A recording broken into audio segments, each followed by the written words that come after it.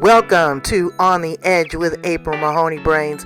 Here, this is the spot where the conversation is pointed, the guests are sharp, and the responses are never dull. Welcome home, Brains. There's only one requirement to hang out on the edge, is that you open your big brain and close your small mind. Did you bring your thinking caps? It's time to put them on, because the conversation starts now.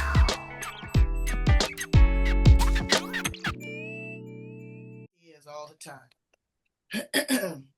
Welcome to On the Edge with April Mahoney Brains. You're back at the spot, the place where the conversation is pointed, the guests are sharp, and the responses are never dull. Today we are with LaDonna McAbee. She's a networking expert, international speaker, and best-selling author. She's doing the most. We're going to get down and dirty with what it looks like in today's environment to network. Because you guys think you're doing something. You think you're marketing, but you're not. You're really irritating folks. And you're pushing them to the side. What's inside the pages of her book? And what is she teaching in her coaching? I also want to hear about Home Sweet Home Treasures. So we're going to talk about that and a whole lot more. Let's welcome her to the show. How are you, LaDonna? Fabulous, April. Thank you so much for having me today. I'm so excited to get my story out there and to help others. Yes, because they need help, girl. They think they're doing the most and they are really doing the least. So let's start with your story, your journey, your truth, and how you show up in the world. Well, April, one message I like to get out to everyone is just because you started out in a certain place doesn't mean you have to end in that certain place. So I was born in a very small town in Arkansas, poverty family, a lot of abuse of all kinds. And, a lot of people would have just given up. But me, I just wanted to reach to the stars. When I was about 15, I said, no more. I'm going to do more. I'm not going to be one of those apples that don't fall far from the tree. Because April, I rolled right on out of that ground and I just rolled on because I wasn't going to be like that when I grew up one day. And look at me. I'm an entrepreneur. I've owned several businesses. I married my high school sweetheart. We've been married over 42 years. We have two beautiful girls and four awesome grandbabies. There's just nothing better than grandbabies. I'm a grand muppy. She don't want no kids. We getting a puppy. There you go. So, I want people to know no matter where you started or what you've been through, you can be the change. Just know that you're not alone. And there's guidance for you. There's people out there to help you, like myself, but there's so many more. There are. And, again, there's a couple things that you touched on. I said growing up in poverty and growing up in a rural area. A lot of people are out there in today's environment, in today's political climate. And what happens is they are so encapsulated that they keep hearing the same negative echo chamber. They never move out of their comfort zone. And I can say that for people living in the big city, honey. In Los Angeles, where I grew up, I got people that have never moved outside the neighborhood, much less outside of their parents' house. Yes. It is about exploration. It is about movement. Is it about widening your circle of influence? It's a big old world with 8 billion plus people in it. Yes, ma'am. And each one must teach one. So let's start with networking because, girl, I want to get into that because folks they don't get it. They really don't. As an entrepreneur, networking is essential. And it's not just about getting out there and introducing yourself. It's about building an alliance, strategies, and knowing really what works best for you to build your business. Give us some insight from you on that. The first thing is I want people to, we say we know it and we say we understand it. But when you start networking, it's no longer about me. It is no longer about me. That's right. It's all about them. What do they need? Do they even know what they need? What do they want? What are their goals? And then I can start strategizing and moving those wheels in my mind of what is the next question. How can I serve them? How can I help them? And you know, April, so many times when I start talking to someone, they really don't know what they need to succeed to that next goal. They really don't. And you have to be authentic, and people forget that. And let me tell you, in today's world, it is not 1960s or 1970s anymore. People are waiting to step on your feet. People are waiting to catch you in a spin, and you do not want that. Be authentic. Be yourself. You know, some people will come to me and want me to coach them, and they'll say, I want to be just like you. And I'm like, you can't be just like me. I am only one. You have to be you. Find you and be that person. You know, I'm always going to be that Southern charm. I've lived in the South. I was born in Arkansas. Then I lived the rest of my time, most of my time in Texas. And, you know, I'm different than anyone else. April, you're different than everyone else. Keep you in the conversation and keep you in the spirits, because authenticity is the only way to be. It is, but also be curious. Be Always. curious about the other person. See, you got to color in the white space. And the only way that you do that is by gathering data, seeing what's missing. When you're selling, and everything is a sales job, Brains. Let me bring that to your attention. Everything. Your personality, your charm, your smell, your engagement, your curiosity, your patience. Everything is a sales job. And sales is psychology. Sales is sexy. Okay. You're trying to fill in the gap that's missing. So you have to be curious. And to be curious, you have to listen. Don't go into a networking meeting jaw jacking all about you and what you can do in this area, because that may not be what the other person wants, and you want their business. Yes. Okay. And they're listening for that. They're saying, hey, you know, I'm having a meeting with April. She didn't ask one question about me. It was all about her, all what she can do, all what she's done, this, that, and the other. No, that's not what you do. And it's annoying. That's not what they need. They need you to listen. It is a skill. Yes, and you're always selling yourself. I'm sorry, but you are. You're always selling yourself. But you have to listen. That's part of it. And you're right, April. I find so many people about me. Right. No, right. a little bit about me, and everything else is about them.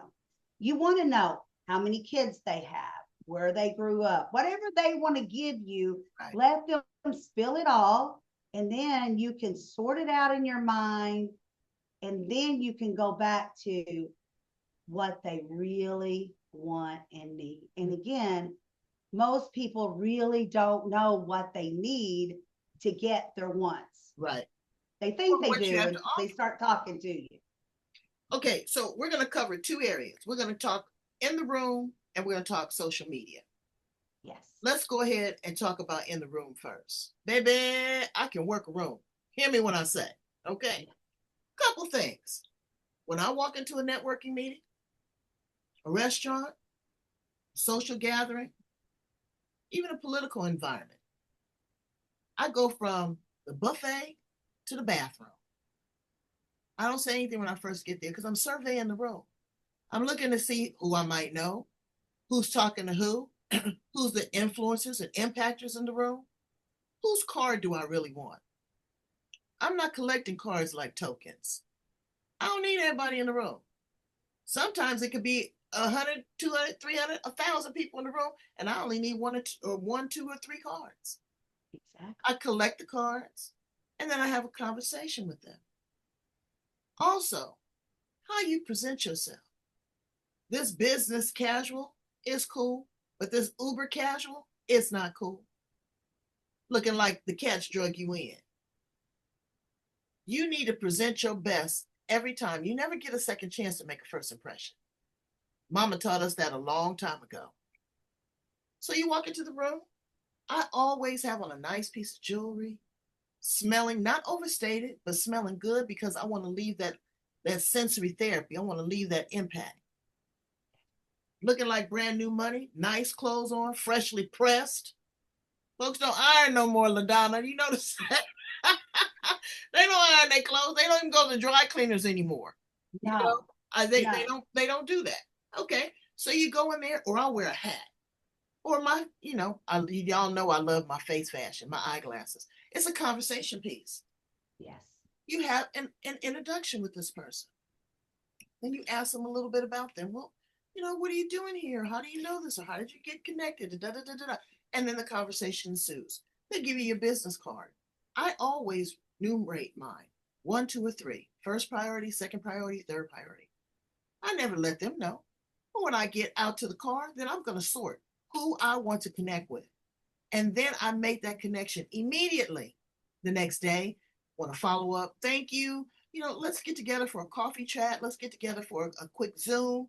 Want to hear more about you. There's a lot of people in the room. We really didn't get to the nuts and bolts, yada, yada, yada. Give us some of your strategies. So I always tell people, you have to get up, you have to dress up, and you have to do something with yourself every day. Every day. And in those orders. Get up, start moving around, get dressed. So when I say get dressed, I'm not talking about just in your pajamas. If you're on a Zoom, if you're working in your office, if you're going to a meeting, you get dressed. That's right. Because it sets your mood. It sets your mood of how you're going to think for the rest of the day. And let me tell you, when I get dressed up, I'm a powerhouse. I'm a powerhouse because guess what, April? I feel good. I feel like I'm worth $1 million. And you know what? I am. But it's all about here. What you think, that mindset is key. When I walk into a room, it seems like there's always 1 or 2 people that stand out. The loud, me person, don't need that person. I just don't. But there's always 1 or 2 sitting in a corner by themselves, and they don't know how to communicate with the others. Mm-hmm. And that attracts me, April, because let me tell you, I love getting with those people and bringing them inward and then let them bloom out. Because when I'm done with them, they're going to be able to communicate to others. They're going to shine. Their self-confidence is going to shine. Their business is going to shine. And it makes me feel great when that happens. And you said a couple of things about cards. When I collect a card, I automatically, when no one's looking, I will write down a number 1, 2, or 3. Yeah. Because I want to know who inspires me the most to catch up with. And the next thing what you said about getting back to people, callbacks, catching up. I get so many people that I'm coaching, and I'll say, okay, what happened to your event that you went into, you Zoomed with? Oh, it was great. I met so many people. Well, how many did you reach back? Well, I haven't reached anyone. I said, well, that was a week ago. No. Mm-mm. You start calling back automatically. If I go to a face-to-face in-person event, when I leave, and get in the car, or I leave and get in the car and drive down the street and get a cup of coffee or whatever it's going to be, I'm calling those first couple of people right then and leaving them a message. Yes, I'm calling them on the phone. You can really do business on the phone still today. People forget that. They just want to, Facebook them or LinkedIn messages, and that's great. But you just left an in-person event. So you want to be as much in person as you can. So make that phone call, even if you have to leave a message, that's okay. Right. Get them on your calendar as soon as possible. Right. And if you've waited a week, April, it's almost too much. Who is that? Who's that? No, unless you were on the top 3 of their list, and then they wouldn't have let you wait a week. Absolutely. Or 2 weeks. Absolutely. Something else you said too. You said that the person that's sitting there quietly, the person there sitting there quietly is probably the rich and the wealthy. Okay, they don't need to boaster about who they are because they're checking you out. They're looking to see how you move. Yes. And I like that too. I'm saying, ooh, okay. I mean, now this is for ladies. Ladies, have you ever seen a male suitor in the room and he's smelling good and looking good and he's standing there at the bar? He's not all in your face and drooling and drunk and all that. He's just sitting there and he's real Nico Suave. And that's the one you're like, oh my goodness. So it is that inner strength that exudes out of people. Because I'm telling you, there's a difference between being rich and there's another thing being wealthy. Yes. You have the time, you have the energy, you have the style, the class. It's not just about the monetary, because there will be people that'll be in the room that'll help you build. And they want to build, but they want like-minded energy, or sometimes they want the complete polar opposite to what they've had, because they need something to interject some energy into their business. Yes. And you can learn a lot from these individuals. Go in, now see what I do on my follow-up. My follow-up is killer. I've had my own business, LaDonna, since I was 5 years old. Yes, ma'am. And I'm 63. 58 years. So I know how to work the room and I know how to follow up. I'm not overly aggressive. I'm going to give you 1, 2, 3 opportunities. I'm going to call you. Maybe you were busy. I'll follow up. Hey, did you get this, that, and the other? I'm going to follow up one more time. Then after that, I'm not going to get rid of the lead, but I'm going to put it to the back of the pile, because either it's not the right time, they don't have the money, or they're not interested. And a lot of people are not honest. If you're not interested, no is a complete sentence, baby. No, don't waste my time. I'm going to get more money, more energy, but I'm not going to get no more time.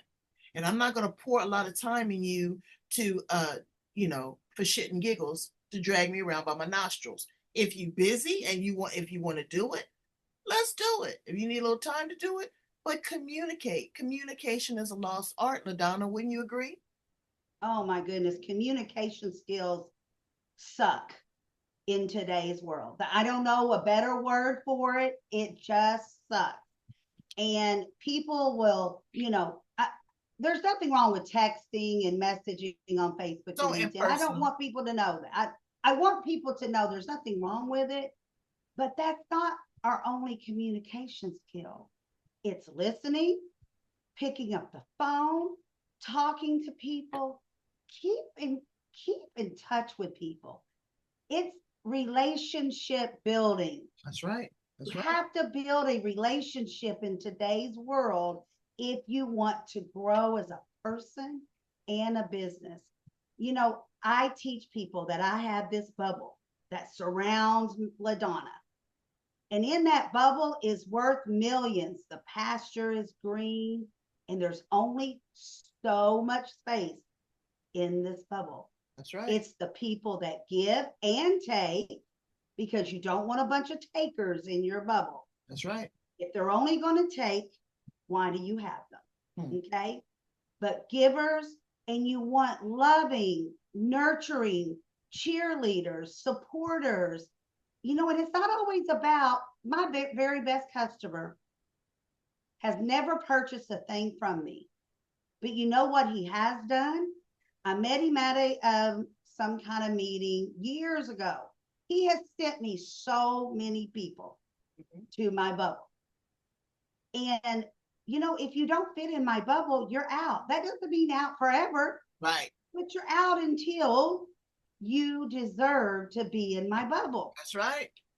And that's nothing with life negative. too. That's not just with business, that's with life too. Yes. Because the haters are not always your motivators. They're your frenemies. Yes. Yes.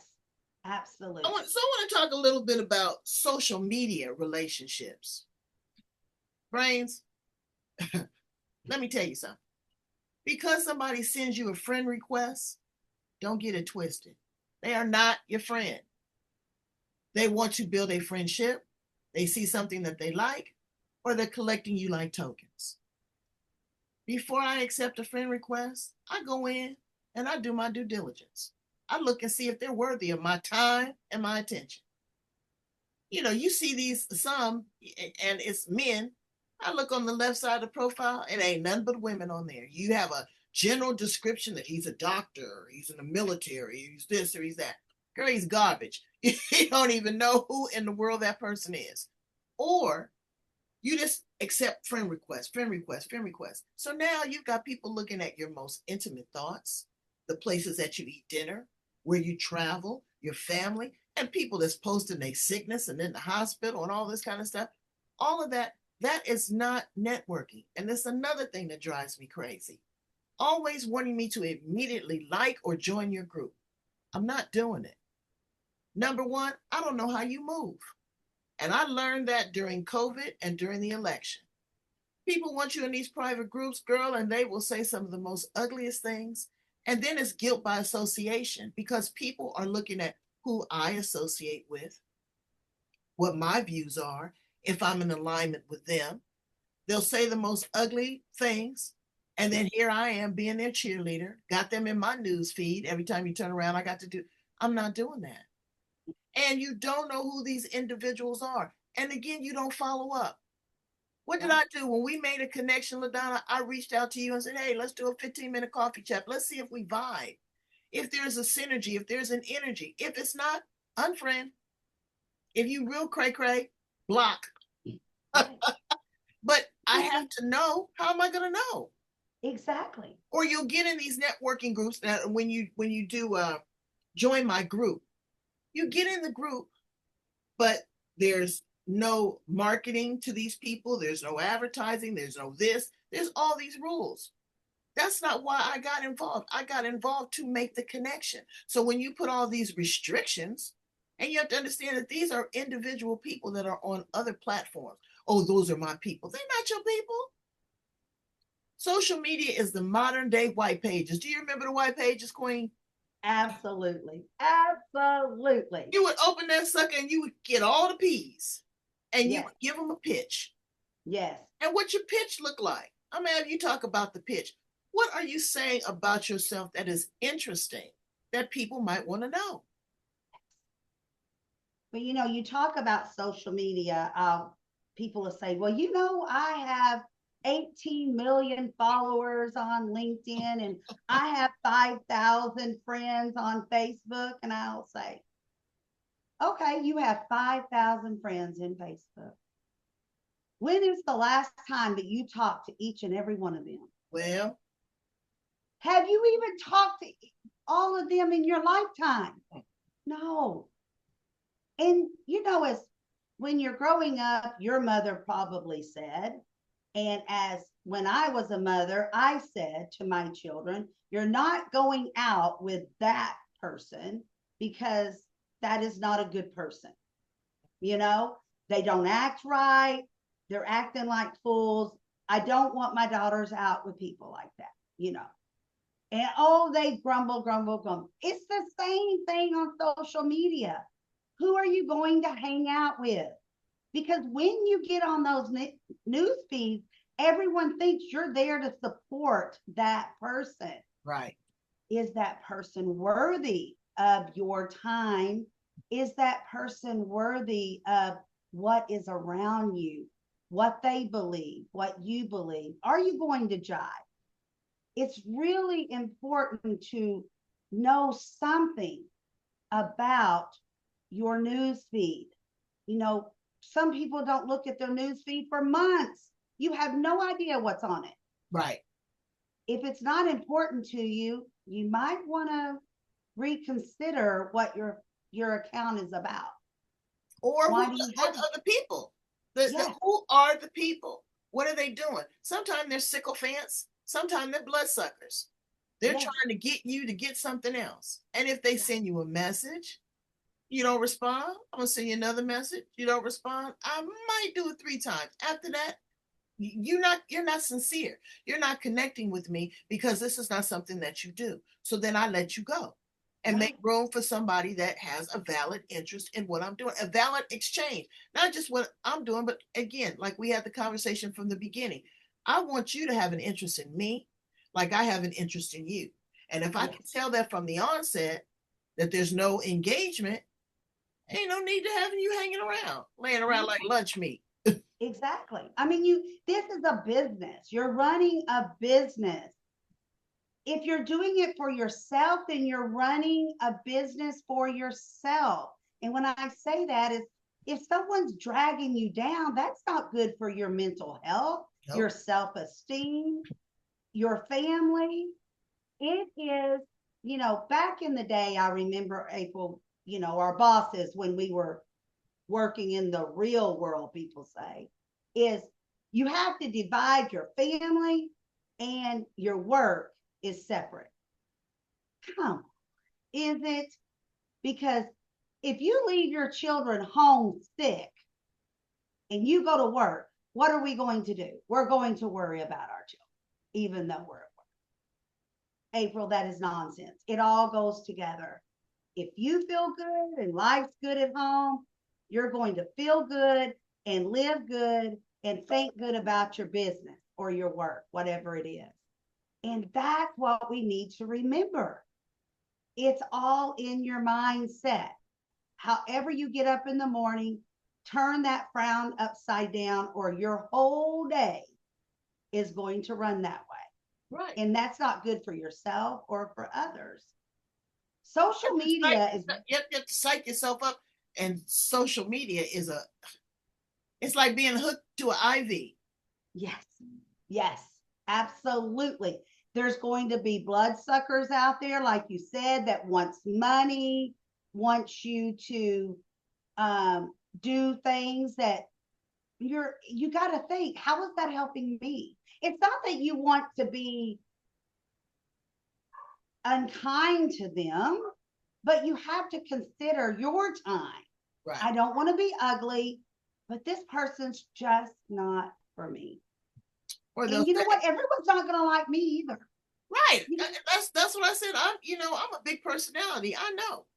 But it's like, we're gonna create a win-win. Baby, you can't create my win.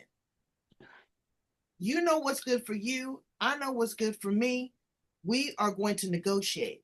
yes, Women do not negotiate or leverage their power like they should. correct. And I'm talking about in every aspect of your life. It is about a negotiation. Just like I said, it's about a sales job. Yes, You're going to have to concede on some things, you're going to have to go full throttle on others. And so, yes. what you have to do is you have to find a happy medium. What am I willing to let go of? Mm-hmm. Am I going to, negotiate the price? Sometimes this woman taught me a negotiating skill that was cold blooded. We would go in, we would make a bid. They say they had $10,000, and then she'll say up to, and just got quiet. People can't stand that silence, and then they'll say, well, maybe we can get 15,000. Good. She'll bring them in at 14.5 because now she sees that there's a window of opportunity. Yes. Again, you have to learn how to leverage that. This has been fabulous. I want to talk to you a little bit about Home Sweet Home Treasures. What is that? Home Sweet Home Treasures, I invented 20 years plus ago. Uh, My daughter was in college, my oldest daughter. She was in college. She was living the life, driving a new car, 18 years old, just living the best life ever. Comes downstairs on a Super Bowl Sunday and says, Mom, I don't know what we're going to do. I'm pregnant. Yikes. Well, you know what? I told her, well, we'll figure it out as a family like we do everything else. And it was a lot of chaos and confusion, but it wasn't the end of the world. Nope. God knows what we need and what we don't, and we figured it out. But what my husband and I did figure out, which is her father, we're a family, is that I needed to come back home and stop teaching and sell our restaurant and be home to help her try to finish school and do what she needed to do, plus have this baby boy that we are expecting. Well, that baby boy is turning 20 in October. Wow. So 20 plus years ago, I said, you know what? I'm just sitting here doing nothing. And that's silly when I could be making money, So, back then eBay was everything. So I started selling things out of the garage. Those boxes we haven't opened in 10 years, 15 years. We all have them. I started opening them up and I just started selling stuff on eBay. Well, April, about 3 months later, I was making some good green cash from those boxes. And then I started buying out stores that was going out of business. I was buying out garage sales on Saturdays. I'd go buy at noon when most people are packing up and saying, can I buy everything that's left for pennies on the dollar? And I did that for 20 years. I had my own e-commerce business, sold. I had my own website. I got away from eBay and did my own thing, but it's all the same business. I still had to go out and find the product, but more than that, I still had to go out there and let people know what I was doing. I was still networking. No matter what you do in this world, you're networking and building relationships. It's like a marriage. Mm-hmm. You know what you're going to take and what you're not going to take. And you live by those rules. And I sold that business last year, April, because I'm getting too old to shuffle boxes around. Right. I want to live a different life, easier life. And I want to be able to travel when Big Daddy says, let's go travel. I want to be ready to go travel. That's right. Because I deserve it. I've earned that time. Absolutely. And I commend you, not that this is anything extraordinary or extraordinary, but I give you your flowers for embracing your daughter, because situations happen. I'm sure that wasn't the intention. No. And there you are. You said, you know what? I'm going to love you through your circumstance. There's so many people that, I'm going to put you out, or I'm going to do this, or this is the end of your life. This is this. Again, God makes no mistakes. April, I gave her the choices she had. Some I agree with, some I don't. It doesn't matter. I felt like she needed to know her choices. But this is the key thing I said. No matter what choice you make today, it's going to change the rest of your life. It did. And I'm here to support you because I'm your mother. We're a family. I'm going to tell, and this is not what our talk is about, but being a parent is not easy. I got to ring my bell on that. And no matter how good you raise them, no matter how you raise them, they're a person. That's right. You can't put them in the corner forever. And you just pray that they're going to listen to you. Sometimes they do, sometimes they don't. But guess what? That's being a human. That's right. Being authentic. You got to find yourself. I have my God over here. Now, my God may not look like yours, and that's okay. but my God's here. And I believe he's going to give me the things I need. And I did not know that I needed to become a grandmother at 40. Mm-hmm. But it's one of the best things in my life that happened. Absolutely. It taught me to slow down, smell the roses, and think and grow. And I'm not saying everyone should do that. I'm just but find the positivity. It's also a do-over. Kids do not come with a set of instructions. And we make mistakes. We do the best we can based upon what we were taught. You can't do better till you know better. And then you get an opportunity to pour into this young man, be there at every PTA, be there at every baseball game, be there, in the kitchen cooking them a home cooked meal. You got patience, you got tolerance. Yes. He's got a sounding board, somebody that he can come to that he can trust. Yes. You can't always tell your parents stuff. Oh, no.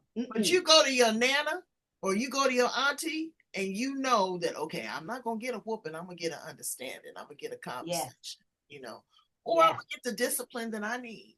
Absolutely. But it's going to be in a different kind of way. It don't have to necessarily be corporal punishment. No, but April, let me tell you, he knows when I get upset with him, he knows to sit down, get his listening ears on, and be respectful. That's and right. That young man is. All four, well, 3 out of 4 of my grandchildren respect everything that I have to say, even the 6-year-old. That's right. He knows when Mama is upset, this whole house is upset. Yeah. But he knows I do it with love, and I'm always going to do it with love. And you know what? And the reason I wanted to bring this in is because it's relationship building. That's right. That's right. The basic fundamentals, the foundation. And let me tell you, curveballs are going to come in all shapes and sizes. And just when you get one curveball moved out of the way, here comes another one. That's right. That's right. Smile and say, okay, next. Absolutely. I'm ready. So let's hear a little bit about your book. What have you put in the pages of your book? You have it there with you? I do. I have all 5 of my books because I'm so proud of them right here on my desk. They are collaboration books. This is my very first writing. Ooh, and I met this lady online, and she said, LaDonna, you need to put part of your story in this collaboration book. It's called the Cinderella Monologues. I never thought I would write about my childhood because it wasn't a pretty childhood. And like I said, I was, born into a poverty family with all kinds of abuse, including molestation from my own father. Started at 10 years old, and I never thought I'd write about it, but I wanted to. So my very first chapter on that is in this book. Wow. Why did I want to write about it? April, it wasn't about me. I didn't want people to feel sorry for me. What I want other men and women, boys and girls to know, you're not alone. For so many years, I thought I was the only one that their father didn't love enough to take care of, that her mother did nothing about it. She didn't love her enough to take care of her and change the upcoming days and years. So I want people to know you're not alone. Talk to others, reach out to others. Right. Know you're worthy. That's right. No matter what they taught you, you are worthy. You're worthy. And you know what? Don't kill you, make you strong. Absolutely. And you know why? There's many times I have prayed saying, God, why? Why did I have to live through that?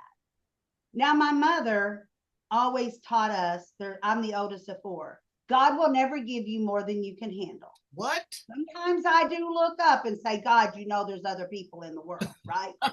You can move on. Can you delve some of this out? But I know know that I'm strong enough to handle it, or he wouldn't be giving it to me. Absolutely. Absolutely. And you know what? Now, this is not the 30-year-old LaDonna talking. I did not talk like this when I was 30. I'm stronger now than I've ever been. I'm wiser now because I've lived on this earth 60 years and lived some tremendous life. But I know that I can help. If I only help one young woman or man out there get out of a situation, it doesn't have to be exactly like mine, but it could be similar or not. The apple, I don't like that phrase. The apple don't fall far from the tree. Have you ever heard that, April? All the time. No, that is so untrue. I rolled right on out of that field. I was not going to be like that. I was not going to have a family like that.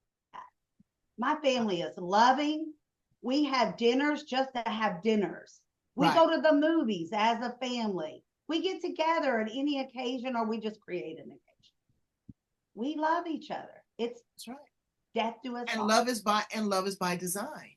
Yes, and everybody we created everybody needs a little something different. It's absolutely not all the same. So now, let me ask you. Oh, go ahead. So, and I have a book that talks about my daughter and my 20-year-old grandson, because it's about raising children. So that's the story I put in that book. Now, myself and 5 other women have put together a book that will be coming out in the next 60 days. And it's all about business techniques, how to be an entrepreneur, what to do if you get in certain situations. It's going to be a book that I feel like you're going to want to pick it up more than once. How many of us have a book that we've never read, but we wanted to buy it because so and so is in it? Right. Or because of the title, the clickbait, yes. But I tell people all the time, when you have books, I've sold over 25,000 copies of my books, and I'm not on Amazon. And the situation is that it's a level of interest, engagement. I said, if they still gonna sell the Bible, baby, I'm still gonna sell mine. It's brand new to the person who's never read it. Be excited. The anthology that you're in. So many people are involved in anthologies, but they get lost in the pages. Yes. Okay. Your chapter might be 6, and 4 and 5 was awful. 7 and 8 is wonderful, but they missed 6. Continue to promote that. Continue to have coffee chats. Continue to read an excerpt from your book on these issues that you've been through. And that's what you're going to do for us, LaDonna. You're going to read us an excerpt from one of your books, because I want them to hear your voice, your texture, your strength, and see if they can find a strength of their own. Absolutely. So thank you so much. I want to hear your voice. Please share with us and set it up, what you're going to share with us. Absolutely. So my book, The Cinderella Monologue, it is a collaboration book of 22 women that have had something in their life that's like a Cinderella story. So I want to read just a little bit about mine. The name of my chapter is Girl Shied Away From, But Now Found. But now found. Be kind to one another, be kind to our children, and nurture them along the way. Born in a small town in Arkansas was a baby girl whose parents lived in a poverty. Both were uneducated and abusive to one another and to their children. Sissy, the oldest of 5 children, became the protector of 3, and the angels took care of 1. Our sweet brother went to the angels after just a few hours of life. Endurance of the childhood journey became hardcore for Sissy and her 3 siblings as they were tested on every level of life. Both parents, who came from large families as children, worked in the cotton fields to help their parents and never finished school. Sissy's dad finished fourth grade, never learning to read or write, but became very fast and accurate in basic math skills. He was a giving, helpful, rebellious, abusive, and hardworking man. Her mom finished school in the sixth grade level, loved to read, and could do basic writing. Sometimes helpful, but always thought someone was exploiting her. She was rebellious, abusive, a stay-at-home mom. The reason I started this chapter like this, April, is that someone that didn't live with my parents would think they were the best people in the world. Wow. They were always giving. If you came to their house and you needed a meal, you would get a meal. If you needed a shirt on your back, you would get a shirt. Not that they had the money, but they did have, extra laying around. But that didn't mean that, we were living in cockroach filth. We had a roof over our head and we never went without a meal, ever. The roof wasn't pretty. The meal wasn't elaborate, but we always ate. We always had a roof over our head. But we were always being screamed at. We were never spanked. We were beaten. And that is not any elaboration. It was just the truth. And when mom said, go get a switch off the tree. Oh, that was horrible. Do not bring her a skinny branch that's going to break, because if you do, she will go uproot the entire tree. Wow. And you know those little paddles that you could buy at the store that has a rubber band and a ball that connects to it? Uh-huh. You can play some kind of like ping pong. Like a paddle ball. Mm-hmm. A paddle ball. When I had my children, I told my husband they will never own one of them. I was spanked so many times, not always on the behind, wherever my mother chose to spank us with one of those. We never owned one after that. Never, ever. To this day, my grandchildren are not to have one of those. It's a memory I don't want. Traumatizing. It's a trigger. And you wouldn't think that was a big thing. But when you're getting hit over the head, in the back, on the arm with different, my mom was usually the one that would spank us. My dad would whack us sometimes, with a hand. But my mom was the one that, if she was cutting up beef and you walked by her and smarted off, she might, slap you across the arm with the butcher knife or slap you in the face. It doesn't matter. But they were screamers and they would throw things. It didn't matter. Threaten to kill each other, go out in the yard and fight. That's why I started my chapter like that. Wow. Is he was a hardworking man. He would work 2 jobs to put food on the table and a roof over our head. But then at 10, he started sexually abusing me. My own blooded father. It's not always a stranger, folks. And you know what? I think that's what hurts most is that your mom and dad are supposed to be the one to protect you. Right. And, relatives knew, the doctor knew, the school counselors had a good idea, but no one said anything. No one did anything. And that's what why LaDonna did. Victims. But I look at these victims that, we're going through all this political brouhaha, and it's so disrespectful because it's like, okay, we went through this, we had a trial, you've had to expose, this, even with the P. Diddy trial, you've had to show everybody who you are on video, the world knows who you are, and then turn around in your face and say, there's no there. Oh, we'll disregard it. But you know what? God knows all. He sees all. And there's a place in hell for folks. And you got to come with it. You got to come with it. You anybody do. that abuses a child, I just don't understand. I have said in my life, I've been very fortunate. I've never had that. I had somebody to try to touch me one time. I told my mother so quick. I said, Mama, she said, well, we'll handle that. And the same thing with my daughter. Stranger danger, the predator.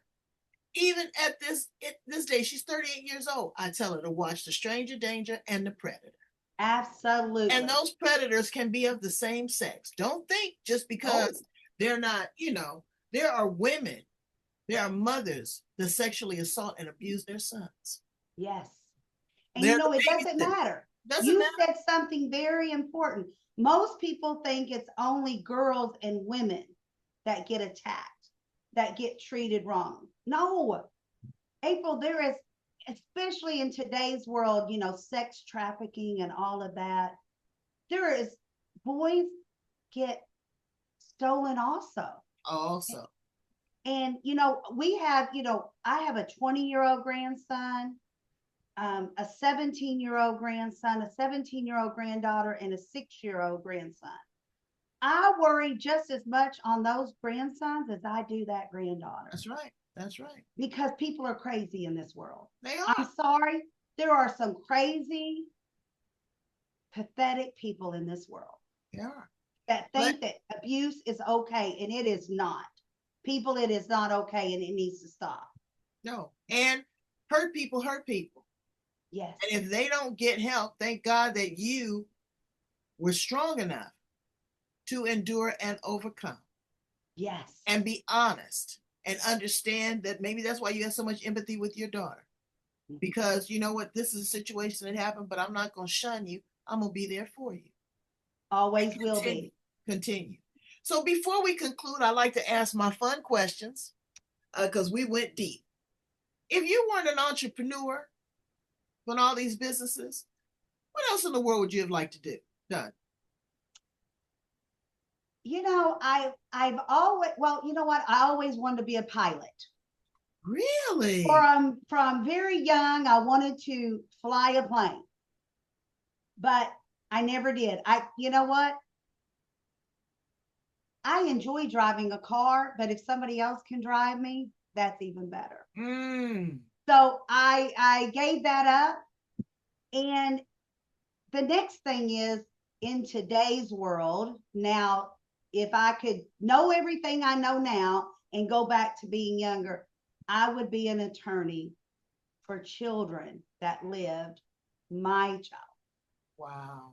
and help. I don't know how it would work, but I would want to really dive deep and help protect children that have been abused, or adults. It doesn't matter, because adults get abused too. Absolutely. Senior abuse. Yes. There are people in these senior facilities that are, they're not going for it. So if you were an appliance in the kitchen, LaDonna, what appliance would you be? I think that I would be probably a toaster. Now, that's probably weird. Toaster. A toaster. Really? I'm hot, I'm steamy, and I'm ready to go at any moment. And you will pop off in a minute, right?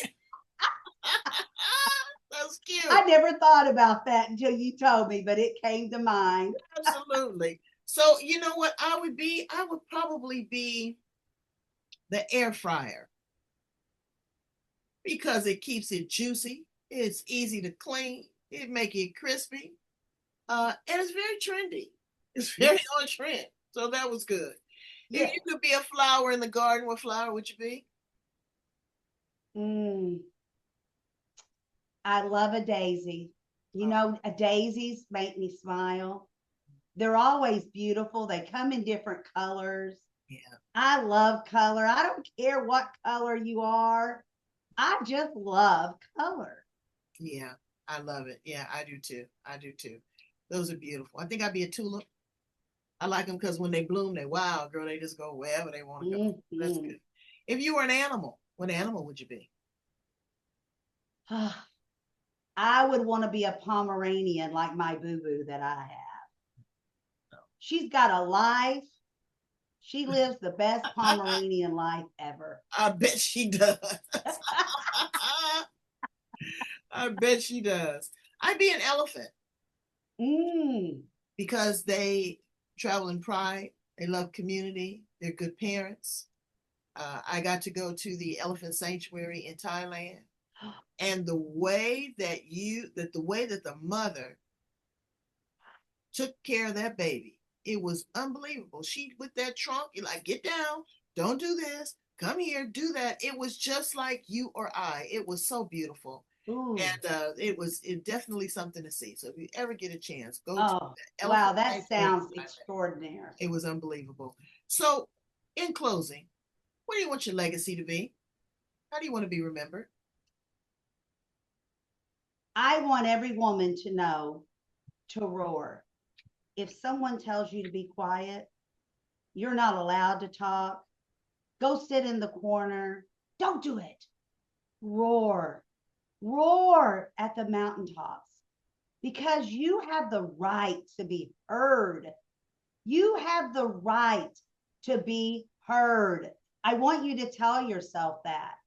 We are worthy of what we think, how we think it, and how we want it to be. So go do it. Don't let anyone, man or woman, tell you that you don't have the right to speak up. Mm, mm, mm. Well, I think that your voice roars. You are a connector. You are a weaver of a web. And I appreciate you. I value you. I respect you. Brains, go back and rewind. Because if you're trying to sustain a business relationship, a family relationship, a relationship with yourself, you got to be able to have that conversation. You got to be able to have that understanding and that wisdom, and put yourself out there. You Absolutely. can't be afraid. Feel the fear, yet do it anyway. Everybody want to kind of keep it quiet and suppress. It's a point and a click. Everybody know your business now. So why not free yourself? And the rest will follow. Thank you so much for being here on the Edge. Brains, I love you deeply and completely. As my mama used to say, I love you from the bottom of my socks because my heart just isn't deep enough. Yes, All right, absolutely. go back, find other edgy conversations. LaDonna, before we conclude, tell people how to get in contact with you. I want them to work with you. I want them to follow you authentically on social media. Get with the networking group. You can learn a lot from this woman. How do they get in contact with you? You know what? I am all over social media. Just put in my name, LaDonna McAbee. You don't have to know how to spell McAbee. Just put LaDonna in there. It'll come up networking queen, networking expert. It will come up. Also, I made my website very easy. LaDonnaMcAbee.com. LaDonnaMcAbee@gmail.com. So just put my name in there and you will find me. And I'm here for whomever needs to talk, to be coached, to just be held. I'm here. Well, see, you're not alone. She just gave you the invitation. I need you to go in and love, like, share. I'm going to put this right up in your face. Can y'all see that? Love, like, share, and subscribe. Leave a comment. If this has touched your heart, resonated with your soul, or you know someone that needs some assistance, give it to them, okay? Because we love you. We need you. We support you. Bye, LaDonna. You're the best. Bye bye. Till Bye, next friends. time.